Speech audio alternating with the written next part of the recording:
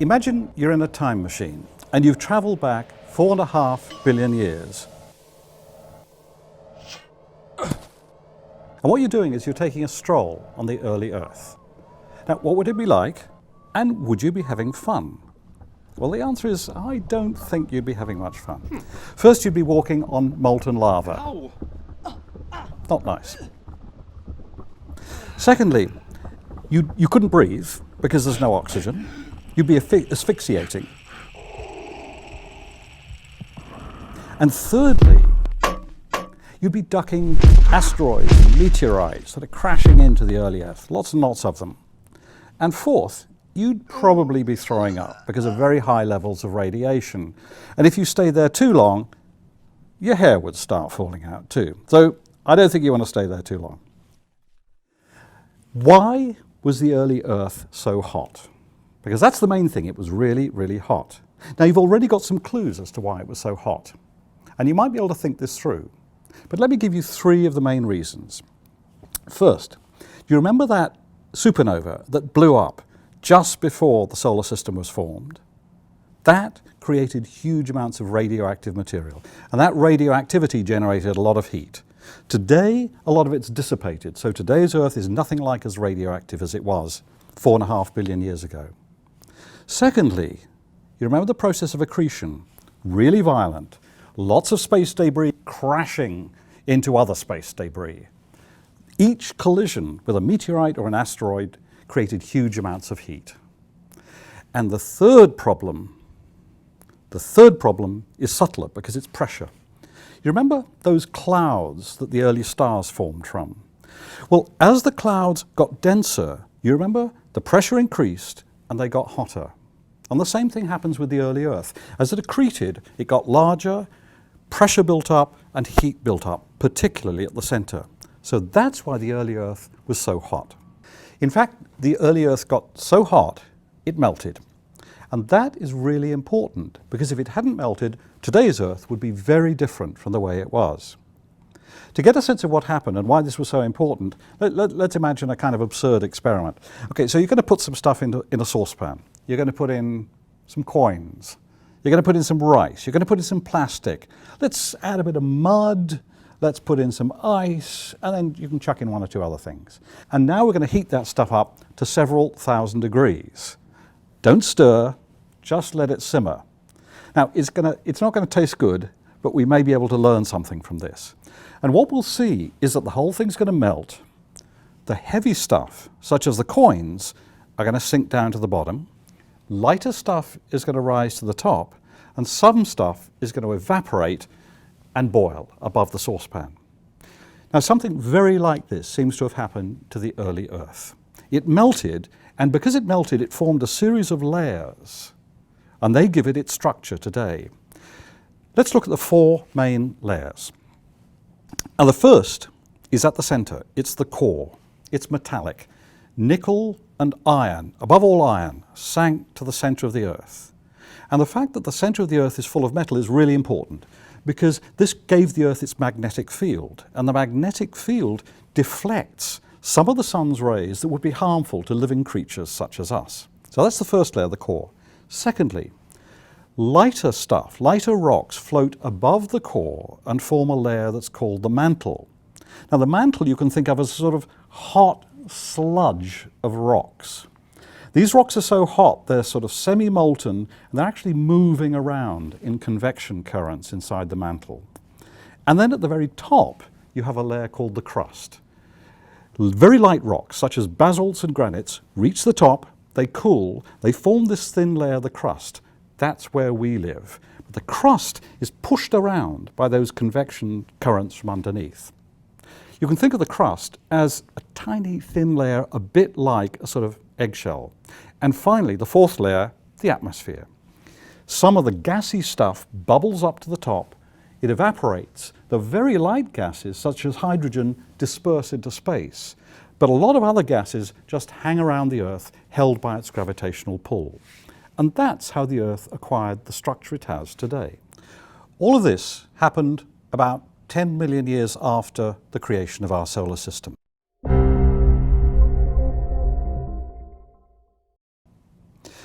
Now I want you to hop back in that time machine. And what I want you to do is to take off from your backyard and hover over your hometown.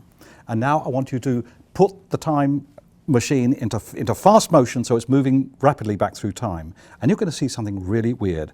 What you're going to see is that the land is going to start buckling and shaking and moving like a huge monster. This looks weird to us simply because we don't live long enough to see that the Earth is in fact changing all the time.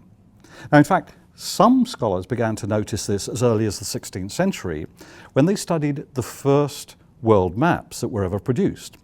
Some of them noticed odd things like the fact that West Africa seems to fit well into Brazil. I mean, look at a modern map and you'll see the same thing. In the early 20th century, a German meteorologist called Alfred Wegener found lots of evidence to suggest that the continents had in fact once been connected. For example, he found very similar geological strata in West Africa and in Brazil. And during World War I, he wrote a book arguing that once all the continents on Earth had been united in a single supercontinent that he called Pangaea, after the Greek goddess Gaia for the Earth. Now, what did the other geologists think of this great idea? They were not impressed. Here's the problem. Wegener came up with heaps of evidence to show that the continents seemed once to have been linked. What he couldn't do was explain how the continents moved around the Earth. So when they said, okay, Alfred, how do you tow a whole continent around the Earth? He couldn't explain it. And as a result of that, his great idea was ignored for almost 40 years. We saw when looking at astronomy that quite often new technologies can generate new evidence which changes our understanding of the science. And something very like this happened in geology. During World War II, sonar technologies were developed to track submarines. And after World War II, some geologists used that technology to try to map the ocean floor. And when they started doing this, they found something that really surprised them. Through many of the Earth's oceans, they found huge chains of volcanoes. And what's happening is that lava is coming up from the mantle, it's rising up, it's forming mountains, and it's pushing apart the old oceanic crust. In the center of the Atlantic Ocean, for example, there's a huge chain of these mountains, and what they're doing is they're pushing the Atlantic apart. So the Atlantic is actually getting wider and wider at about the speed that your fingernails grow. Now, some geologists thought, okay, does this mean that the Earth as a whole is just getting bigger and bigger and bigger like an inflating balloon? But they soon realized that elsewhere in the Earth, crust was going back into the mantle, which balanced what was happening in the Atlantic. Let me explain how it works. Now, to understand this, you need to think of two basic types of crust. There's continental crust, which is the land that we walk on, and then there's oceanic crust, the land beneath the oceans. In general, continental crust is lighter. It tends to be made of granites. Oceanic crust tends to be heavier, made of basalts. Okay? Now, once you've got that, think of two bits of crust colliding, continental and oceanic. What's going to happen? Well, what's going to happen is that the heavier oceanic crust is going to dive beneath the continental crust. Now think of this. It's grinding against the continental crust. It's creating huge friction and lots of heat, and it melts part of the continental crust and punches up whole mountain chains. And that basically is how the Andes mountain chain was formed. Mountains can also form when portions of continental crust collide with each other, but this time, because both portions have about the same density, they don't dive beneath each other, but they crumple up to form huge mountain chains.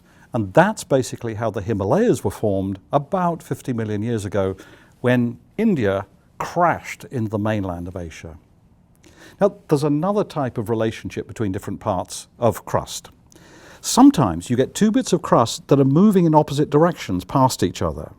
What happens is that the friction holds them, but the pressure builds up and then suddenly they slip. This is what's happening along the San Andreas Fault in California. And it's that slippage that creates earthquakes. Okay, these are the basic ideas of the modern theory of plate tectonics. And the theory of plate tectonics is the fundamental idea of modern geology and earth sciences, just as Big Bang cosmology is the fundamental idea of modern astronomy. It explains a huge amount about how the Earth works, just as Big Bang cosmology explains how the universe works. It explains, for example, why all around the Pacific you get a ring of volcanoes and earthquakes. It explains why the Earth is broken up into a series of plates, like a broken eggshell, and why it's around the edge of those plates that you get violent activity such as volcanoes and earthquakes. It explains how mountains form. It explains all the fundamental features of our Earth, and also how the continents move. It explains what Wegener couldn't explain. So the theory of plate tectonics is now the most fundamental idea in modern earth sciences.